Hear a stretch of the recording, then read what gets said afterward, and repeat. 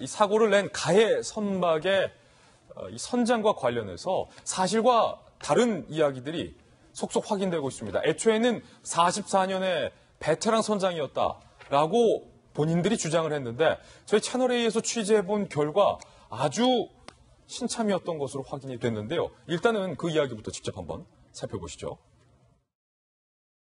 Megmerem kockáztatni, hogy a Dunán az egyik legtapasztaltabb kapitány. 40.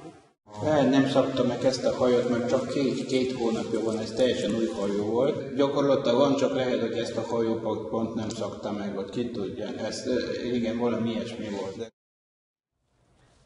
변호인 측은 44년 베테랑 선장이다. 그러니까 베테랑 선장의 운전 경력을 내세우면서 이 베테랑이 고의로 구조를 외면하고 도망갔겠느냐라는 식으로 변호를 했지만 저희가 헝가리 법원 관계자를 취재해본 결과 운행을 한 지 얼마 안 된 신참 풋내기 선장이었다라는 사실이 확인돼서 애초 선장 측의 설명과는 전혀 다른 상황을 지금 확인하고 있는데 김병민 박사님, 네. 어제 저희가 추가로 공개된 CCTV 영상을 좀 분석을 해봤는데 이 대형 바이킹 시긴호가 다시 후진을 해서 1분도 안 돼서 사고 현장을 이탈하는 모습까지 확인을 해봤다. 네. 그런데 여기에 지금 거짓말까지 하고 있다는 거예요? 그렇죠. 충분히 사고를 인지했을 거다라고 얘기는 나오고 있는 것이고요.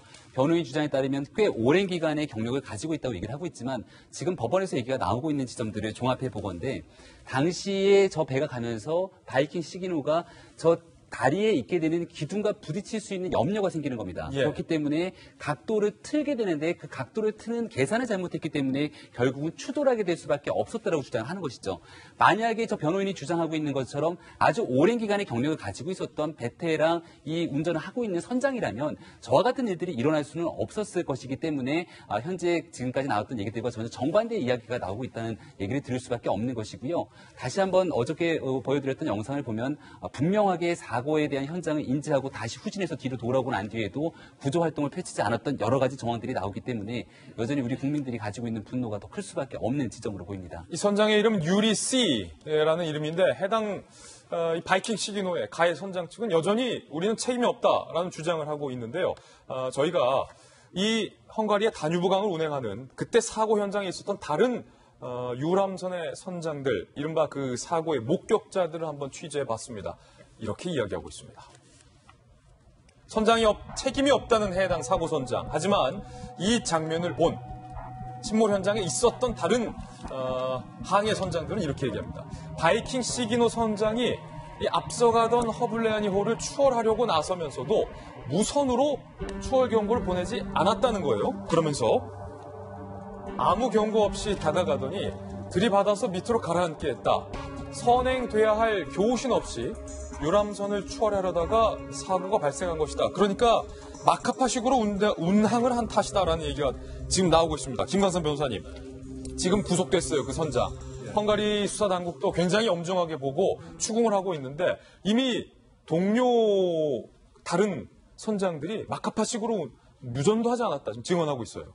근데 헝가리 법하고 우리나라 법이 아무리 틀린다 하더라도 이제 법이라는 것은 우리가 상식이라는 얘기를 하거든요. 그렇기 때문에 제가 볼 때는 적어도 고의를 입증하기는 어렵겠지만 과실은 분명히 있고 그 과실도 제가 볼 때는 굉장히 중과실이 있다고 봐요. 일단 운항 규정을 무시했잖아요. 그곳은 선박이 밀집된 지역입니다. 그러면 굉장히 안전하게 운전을 해야 하고 더구나 추월을 하려고 하면 추월하겠다는 교신을 보내야 하는데 그것도 보내지 않았어요. 그리고 본인 스스로 자신의 잘못을 인지하고 있잖아요. 추월을 하는 데 있어서 각도 계산을 잘못했다.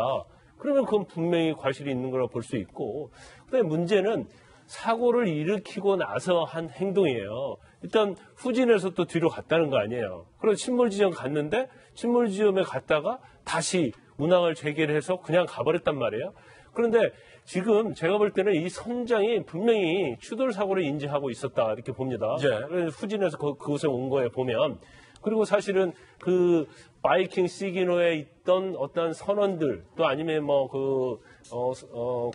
승객들을 보이는 사람들이 구명조끼를 던지는 모습도 있었다는 거 아닙니까? 그러면 사실 우리나라로 칠 것 같으면 자동차로 말할 것 같으면 뺑소니예요. 전형적인 뺑소니입니다. 그렇기 때문에 과실은 분명히 있다고 보고요. 그러면 왜 이런 일이 일어났을까를 한번 보면 이제 추후에 이제 채널A에서 그 취재한 것처럼 2달밖에 되지 않았다는 거예요. 그리고 동료들과 대화를 나누지 못할 정도의 그런 언어였다고 하면 아마 제가 볼 때는 본인이 그 추돌하는 순간에도 어떠한 그 말을 할 수 있는, 그러니까 언어 소통이 될 수 있는 그런 상황이 아니었을 가능성이 다른 크다. 그 헝가리 현지 선장들과 전혀 뭐 지금 의사소통이 안 되는 정도로. 그렇죠. 아니면 그 통제하는 컨트롤 센터에다 그걸 신고를 하든지 보고를 해야 하는 거 아니겠습니까? 그렇지만 그걸 막연하게 그냥 갔다는 걸 보면 사고 당시 어떤 과실뿐만 아니라 사고 이후에도 어떤 조치에 대해서도 분명하게 그 결과에 대한 책임을 물어야 하고 이건 당연히 구속해서 계속 재판을 받아야 하는데 또 지금 언론에 나온 얘기가 그런 얘기가 나오고 있더라고요.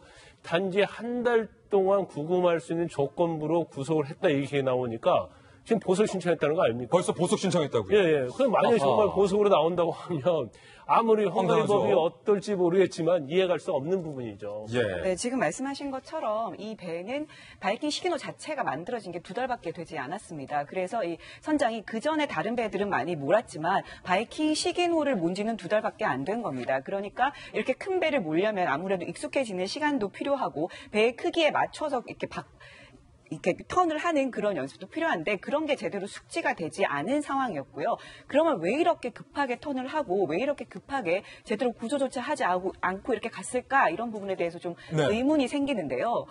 가장 큰 이유는 이날 예정 시간보다 늦게 1시간 늦게 출발을 했다고 합니다. 지각 운행을 했다? 네, 그렇습니다. 원래 당초 인근에 있는 선착장에서 오후 8시에, 그러니까 사고가 난 게 지난달 29일 오후 9시쯤이었거든요. 그런데 당초 이 배는 오후 8시에 출발을 했어야 되는 배였던 거예요. 그 선착장에 저희가 가서 직접 취재를 했더니 8시에 출발한다고 적혀 있었는데, 근데 8시에 출발을 하지 못하고 관광객들이 늦게 막 놀다가 늦게 오니까 예. 이를 모아서 출발을 하다 보니까 늦게 출발을 하게 됐고, 그러면 다음 도착지인 오스트리아 빈에 빨리 이제 제 시간에 맞춰서 도착을 해야 되다 보니까 빨리 좀 급하게 배를 몰았고 그러다 과속을 보니까 했다. 네, 이런 시간이 아하. 이런 사고가 생긴 것으로 추정이 됩니다. 예.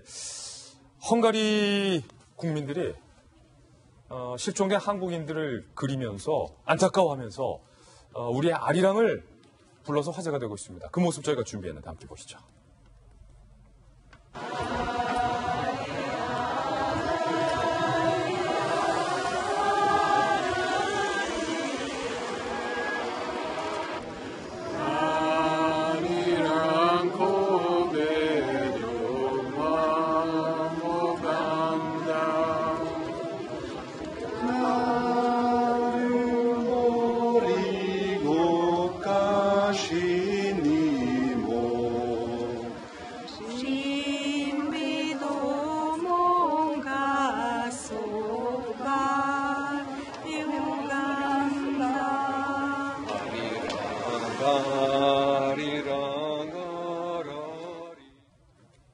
이제 많은 헝가리 국민분들도 안타까워하는 마음을 함께 가지며 또 실종자들의 구조 소식을 기다리고 있다는 것 저희가 말씀드립니다.